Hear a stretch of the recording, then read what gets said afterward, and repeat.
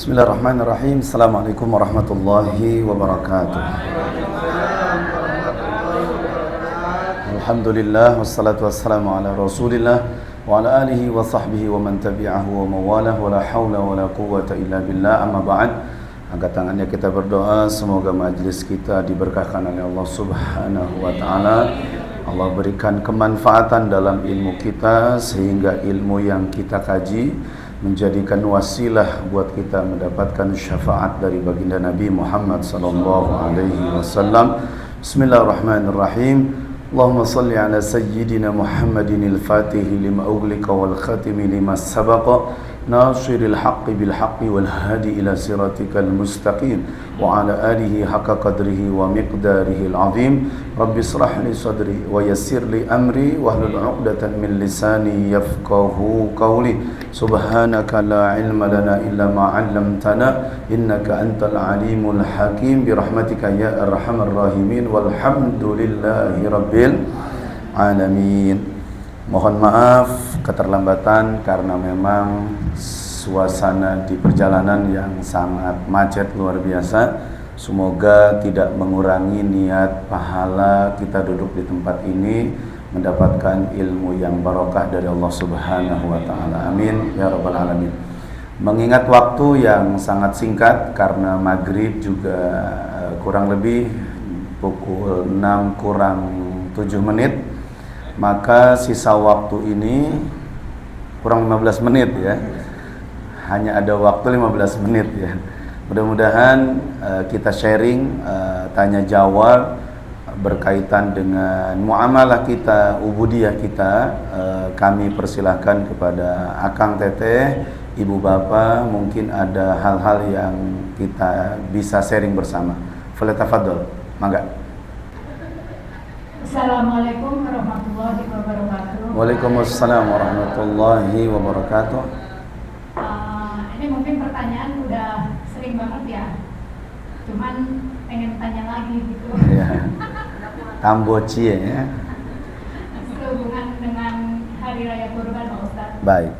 Apabila dalam satu keluarga kita hanya mampu untuk berkorban 1 ekor kambing, sedangkan yang beli kambing itu dari uang istri gitu, boleh nggak atas nama istri gitu? Ya. Yang pertama. Yang kedua, saya masih penasaran waktu ziarah kemarin ya, kelebihan kemarin ya, itu waktu kita ke makam Selomane ya, ziarah ke situ ya, itu kan di atas ya, lantai berapa, 3 ya. Baik. Itu apa makamnya itu memang di atas atau gimana gitu? Ya. Oh, ada di atas gitu.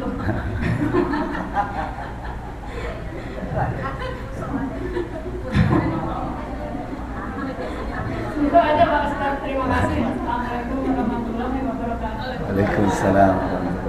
Baik, bagus ya. Yang pertama, kurban. Kurban itu asal dasarnya adalah sunnah muakkadah. Jadi tidak masuk kategori wajib. Jadi kalaupun memang satu keluarga itu tidak mampu berkurban, tidak dinyatakan berdosa. Nah, sekarang bagaimana hukumnya kalau hanya uang istri dan itu diatasnamakan istri misalnya? Ya tidak ada masalah. Nah, jadi sah-sah saja kurbannya walaupun itu uang istri kemudian dinamakan dengan nama istri. Kalau memang berkesempatan tahun ini adalah jatahnya jatah istri. Next tahun depan misalkan jatah suami, next tahun depan jatah anak dan putra-putrinya yang mungkin belum mendapatkan kesempatan untuk berkurban. Nah, jadi itu sah-sah saja, tidak ada masalah. Pertanyaan kedua, apakah makamnya ada di atas? Di Turki saja itu ada pemakaman namanya Mustafa Kemal Atatürk yang memang tidak bisa disimpan di dalam tanah sehingga jasad si Mustafa Kemal Atatürk disimpan di atas karena memang tanah tidak menerima jasadnya. Nah, berbeda hal dengan makam para wali yang memang di atas. Ya mungkin dulu ketika membuatnya di situ adalah tanah ya, kemudian dibuat lereng tersebut menjadi bangunan atau menjadi masjid. Ya, jangankan dibuat masjid atau dibuat makam, sekarang dibuat kafe-kafe aja di lereng-lereng bukit bisa gitu.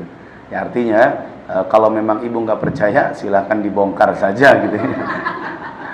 Karena kita pun tidak tahu kronologis apakah makam di situ berwujud tanah atau tidak. Berarti kita harus tanya kepada kesepuhan yang berada di lingkungan tersebut begitu. Syukran. Baik.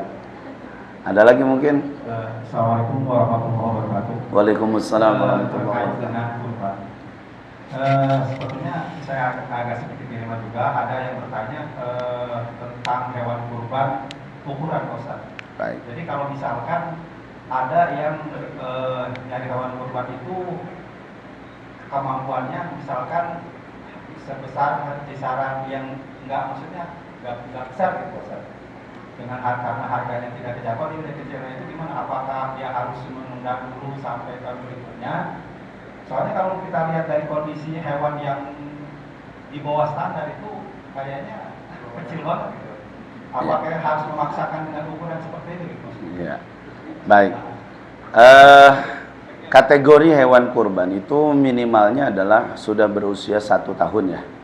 Jadi sudah berusia satu tahun. Jadi jangan sampai menggunakan hewan kurban yang balibu, bayi 5 bulan ya. Nah itu buat kebuli enaknya gitu ya. Nah, jadi kalau udah setahun ke atas itu masih dibolehkan untuk hewan kurban. Entah dia fisiknya kecil ataupun besar. Karena fisik hewan juga seperti manusia. Ada orang yang usianya masih muda tapi badannya sudah besar misalkan begitu kan, atau perawakannya tinggi. Begitu juga dengan hewan, kalau sudah mencapai 1 tahun ya tergantung pertumbuhannya, apakah dia kecil atau apa dia besar. Yang jelas yang menjadi prioritas utama kurban adalah yang sehat dan tidak terdapat cacat, itu saja. Maksud dari pertanyaan itu gini, misalkan kita kurban punya rezekinya itu tidak bisa beli yang besar. Tahun gitu, yang syarat kita yang di bawah syaratnya itu gimana? Apakah kita nggak jadi kurbannya atau menunda? Ya artinya di bawah syarat itu apa? Maksudnya apakah harus bisa dengan kurban yang di bawah, kita maksudnya yang di bawah itu di bawah syarat? Ya artinya kan minimal itu 1 tahun. Nah jadi kalaupun badannya itu kecil, kalau memang sudah 1 tahun ya sudah boleh untuk melakukan kurban. Oke, mungkin nominal Pak Kosim adalah harga ya, mungkin tidak mengambil range yang besar gitu. Adanya yang rendah, oh nanti aja lah, misalkan kita belinya yang tahun depan supaya mendapatkan yang besar. Nggak begitu juga. Kalau memang ada kemampuan di nominal misalkan seharga 2 juta beli kambingnya, tetapi sudah memenuhi syarat secara hukum kurban, ya dibeli saja, nggak ada masalah. Iya, kalau tidak memenuhi syarat, tadi kembali lagi hewannya cacat, kemudian belum mencapai tahunnya, ya berarti ditunda untuk tahun depan. Itu pun mudah-mudahan panjang umur gitu. Baik, ada lagi? Ya, silakan. Assalamualaikum warahmatullahi wabarakatuh. Waalaikumsalam warahmatullahi wabarakatuh. Dalam beberapa kali kegiatan ziarah kita selalu menanyakan sekolah-sekolah punya paksa. Itu Ustaz menganjurkan kegiatan sendiri-sendiri. Apakah dengan niat sendiri-sendiri itu kita masih mendapatkan pahala punya paksa? Baik. Salat sunat. Ada salat sunat yang memang dibolehkan untuk berjamaah, bahkan diharuskan berjamaah. Di antaranya adalah salat sunat Idul Adha dan Idul Fitri. Kemudian salat sunat yang lain seperti adalah salat sunat mayit. Itu dianjurkan untuk bersama-sama atau berjamaah. Nah, kategori salat malam itu memang gerakannya berjamaah, bersama-sama. Namun hakikatnya niatnya adalah sendiri-sendiri karena tidak dikategorikan makmuman. Begitu juga dengan sholat duha. Sholat duha itu boleh dilakukan secara bersama-sama. Artinya ada gerakan yang diawali oleh pemimpin atau yang dinyatakan imam, tapi tetap kategorinya tidak ada kategori makmuman. Nah, jadi makmuman ini adalah kategori kewajiban bagi orang yang berjamaah. Nah, kalaupun memang sendiri-sendiri itu tidak sampai merusak daripada kebersamaannya. Jadi bersamanya tetap, tapi niatnya sendiri-sendiri. Jadi tidak ada kata makmuman. Misalkan usolli sunnatad duha rakaataini makmuman, nggak boleh. Nah, jadi tetap usolli sunnatad duha rakaataini lillahi ta'ala. Adapun gerakan-gerakan yang mengikuti imam itu adalah litarbiyah, untuk mendidik supaya kita dalam kebersamaan, lain keberkahan. Ya, kebersamaan begitu. Nah, jadi gitu Pak Ujang ya. Jadi begitupun dengan tahajud. Nah, jadi tahajud itu niatnya adalah sendiri. Usolli sunatat tahajud rakaataini, kalaupun gerakannya bareng-bareng, itu tidak ada kategori wajib mengucapkan kata makmuman. Karena kan syarat berjamaah itu khususnya sholat fardu, si makmum wajib mengucapkan kata makmuman. Nah, beda dengan imam. Kalau imam tidak ada kategori wajib kecuali sholat Jumat dan juga Idul Adha dan Idul Fitri. Kan begitu. Nah, kalau misalkan sholat fardu yang lain, itu tidak ada kategori wajib dia mengucapkan kata imaman. Baik, ada lagi mungkin? Ya, silakan. Assalamualaikum Ustaz. Waalaikumsalam warahmatullahi wabarakatuh. Pertanyaannya ini tentang pengurusan jenazah ya Pak? Tajhizul mayyit. Baik. Iya. Jadi ini baru semalam ada jenazah yang dibawa ke rumah orang tuanya. Jadi itu dia bukan bentuk itu asli. Jadi tadinya sih nggak akan diterima, tapi karena kemanusiaan ya Bang, jadi diterima. Mereka tuh bingung cara mandiinnya karena atasnya perempuan, bawahnya itu laki-laki. Gitu terus jadi agak ini juga ya Tut ya, agak membingungkan gitu, tapi akhirnya jadi dimandiin juga gitu. Diurusin juga Mas gitu. Iya. Sebenarnya yang bikin berat itu karena bukan warga situ gitu ya kan. Jadi ya udahlah dibikin juga gitu, akhirnya diurusin juga gitu. Itu harusnya tuh kita sebagai Muslim itu gimana gitu. Baik. Pertanyaan kedua, jadi dia itu berhubungan badan di siang hari saat puasa Ramadan. Iya. Baik. Itu gimana cara bayar puasanya? Ya. Baik. Assalamualaikum warahmatullahi wabarakatuh. Saya coba jawab yang pertama, dan insya Allah nanti yang kedua kalau memang ada sedikit kekurangan nanti tolong disempurnakan. Baik, yang pertama adalah ketika seorang itu dalam kondisi khunsa. Sebetulnya dalam Islam itu khunsa itu memang ada. Jadi khunsa itu bukan bencong. Khunsa itu seseorang yang memiliki dua kelamin, yaitu kelamin laki-laki dan kelamin perempuan. Itu khunsa yang sebenarnya. Kalaupun bencong yang sekarang beredar, itu namanya bencong kaleng. Nah, kenapa bencong kaleng? Karena fisiklinya ada dua kemungkinan. Laki-laki yang keperempuanan atau perempuan yang kelaki-lakian. Nah, sebetulnya yang sesuai syariat Islam itu yang dibolehkan adalah khunsa. Jadi posisi si khunsa ini adalah posisi yang ada di dalam syariat Islam. Nah, jadi tidak perlu kita mempermasalahkan ini gimana kondisinya, gitu kan. Sedangkan ini jenazah, si farjinya ini ada dua, ada laki-laki dan perempuan. Sebetulnya dalam Islam nggak ada masalah. Karena memang khunsa yang sebenarnya itu, hanya yang perlu disesali adalah posisi saat hidupnya, baik keluarga ataupun dirinya atau orang yang sekitarnya harusnya menghilangkan salah satu dari keduanya. Nah, jadi kalau misalkan memang ada dua dari sejak lahir, itu harus segera dibuang salah satunya. Maka kejadian di salah satu tempat di kota Bogor, terlahir anak dalam kondisi dua kelamin, maka dilihat kepribadiannya dulu, tidak langsung dihilangkan. Nah, pribadinya dominan kemana? Kalau dominan ke perempuan, berarti yang laki-laki yang dihilangkan. Kalau dia dominan ke laki-laki, maka yang perempuan yang ditutup. Nah, kalau misalkan dia sudah meninggal dunia, kondisinya belum dibuang dari salah satunya, ya sudah, nggak ada masalah, mandikan saja. Nah, jadi Ustadz masalahnya yang mandiinnya laki-laki atau perempuan, gitu kan. Nah, tergantung semasa hidupnya, kronologisnya dia dominan kemana. Kalau misalkan semasa hidupnya dia dominan ke laki-laki, maka yang wajib mandiin adalah laki-laki. Terlepas dia melihat farji perempuan, ya memang sudah kodratnya begitu.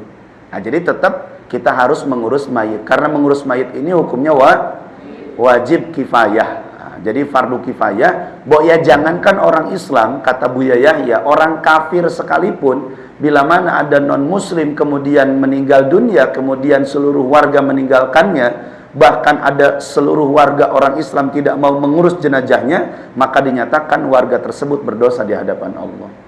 Itu sekelas orang kafir, apalagi orang Islam. Yang Islam ini dia punya kemaluan dua, dan itu sesuai syariat, namanya khunsa. Nah, terlepas bencong, kaleng-kaleng, nah kalau dia laki-laki, kemudian dia berkepribadian perempuan, nah yang mandiinnya itu bencong juga. Gitu harusnya, yang mandiin bencong juga. Makanya jangan macam-macam. Ya, yang laki-laki jadilah wujud laki-laki, yang perempuan jadilah wujud perempuan. Maka laknatnya Allah bagi yang mutasyabbihat, menyerupai. Laki-laki menyerupai perempuan, perempuan menyerupai laki-laki. Itu yang dilaknat. Yang dilaknat itu apa? Yang mendapatkan dosa. Justru yang dapat dua kelamin itu tidak berdosa. Baik, itu konsepnya. Nah, kemudian yang kedua, bagaimana hukum orang yang berhubungan layaknya suami istri di siang hari? Satu, dia berdosa di hadapan Allah Subhanahu wa taala karena meninggalkan kewajiban. Yang kedua, dia tidak menghargai bulan suci Ramadan. Bagaimana hukum puasanya? Bagi seorang laki-laki, khusus laki-laki, tidak berlaku untuk perempuan. Jadi kategori puasanya untuk laki-laki. Kenapa laki-laki yang dihukumkan? Karena notabene hubungan itu bermula dari laki-laki.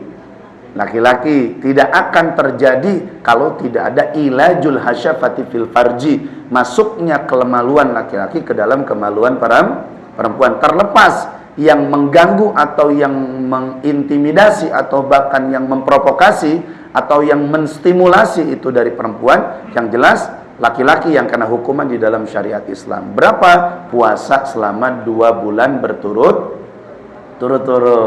2 bulan berturut-turut itu artinya tidak boleh putus. Ada opsi lain, yaitu memberikan fidyah atau makan, ya, sehari kurang lebih 60 fakir miskin. Sehari 60 fakir miskin. Insyaallah la quwata illa billah. Nah, makanya hati-hati. Kalau sudah terlanjur, ya seperti itu kondisi. Nah, perempuannya bagaimana? Perempuannya aman. Nah, jadi perempuannya tidak dapat hukuman untuk berpuasa. Nah, jangan asik. Asik, nanti yang tanggung jawab suami. Ya, kita ambil konsep sosialnya. Apa konsep sosial? Mandalla ala maksiatin falahum misru ajli fa'iliha. Setiap orang yang mendukung dan mensupport terwujudnya kemaksiatan di sisi Allah, maka dia juga akan kebagian dosa. Jadi, kalaupun istri tidak mendapatkan beban untuk mengqadha atau berpuasa 2 bulan, tetap dia kebagian dosa. Karena tidak akan masuk farji laki-laki kalau perempuannya tertutup. Gitu. Rek asup ke mana gitu. Baik, ada lagi mungkin? Sebelum kita tutup, nggak apa, kita lebihkan sedikit, nanti kita langsung komat saja. Silakan. Ya, yang belakang mungkin. Waalaikumsalam warahmatullahi wabarakatuh.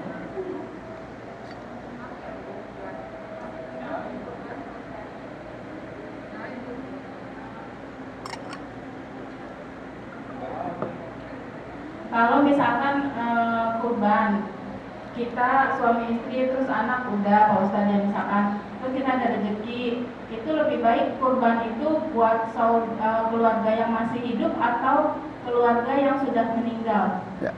Lebih baiknya. Baik.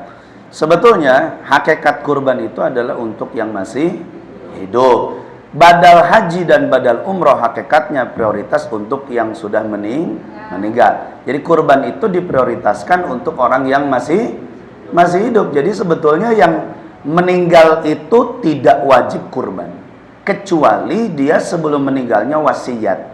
Nah, wasiat itu kayak gimana? Tolong ya, besok kalau misalkan aku nggak bisa berkurban, kemudian aku meninggal dunia duluan, tolong kurbankan aku. Maka itu jadi wasiat, wajib dikurbankan. Atau dia punya nazar, misalkan dia nazar, pokoknya tahun ini saya mau kurban.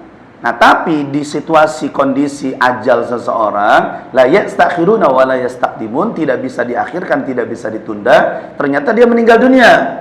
maka si orang yang meninggal dunia ini wajib dikurbankan. Kenapa? Karena dia punya najat. Jadi sebetulnya kurban itu adalah untuk yang hidup pada hakikatnya. Gitu. Jadi yang hidup dulu. Nah, yang hidup, semua yang hidup baru dikurbankan. Baik. Ada lagi mungkin terakhir sebelum kita tutup? Ya, silakan. Iya. Baik. Uang arisan yang kita gunakan untuk berkurban atau disebut arisan kurban. Nah, arisan kurban bisa aja ya. Tapi tidak dinamakan arisan kurban.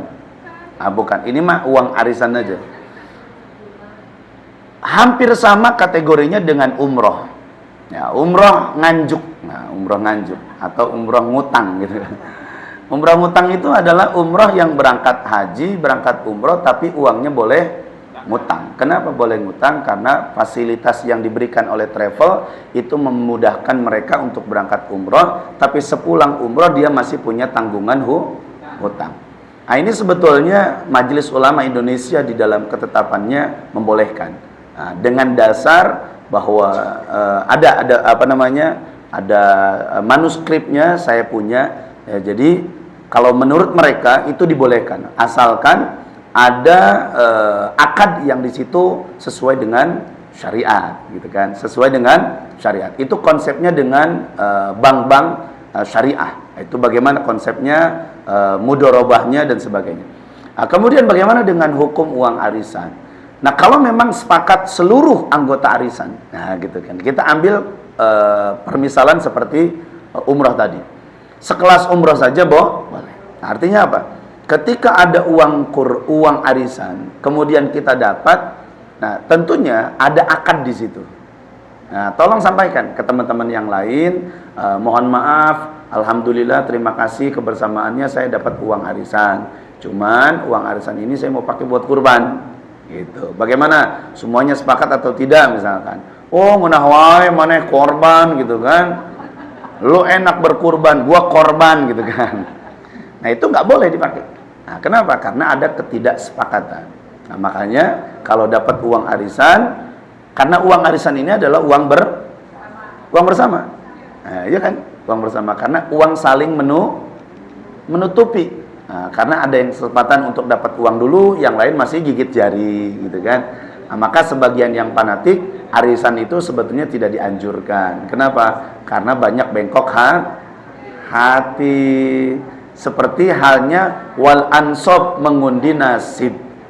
Makanya biasain kalau arisan teknisnya dirobah. Gimana teknis dirobah? Begini. Nama-namanya sudah ditulis, dikocok sebelum waktunya. Nah, kalau dikocok sebelum waktunya itu tidak ada kekhawatiran. Maka Allah katakan diharamkan wal ansob wal azzamu lidzum min amali syaitan. Mengundi nasib dan berjudi itu adalah perbuatan setan. Nah, ibaratnya orang yang arisan itu kan mengundi, ya kan? Dikocok, barejeng was-was orang yang hadir di situ. Aing apa sahanya gitu, gua apa bukan gitu. Pas keluar, ini yang keluar. Nah, makanya kalau bisa arisannya itu banyak sekarang yang udah ngeberlakuin arisan dengan cara dikocok di awal. Nah, dikocok di awal tuh uangnya udah sepakat sekian per bulannya. Nah, hasilnya adalah sekian. Kocok dulu nih. Oh, udah keluar nih. Nama ini gimana? Setuju? Oh, bisa nggak saya duluan? Nah, itu negosiasi di awal. Itu boleh.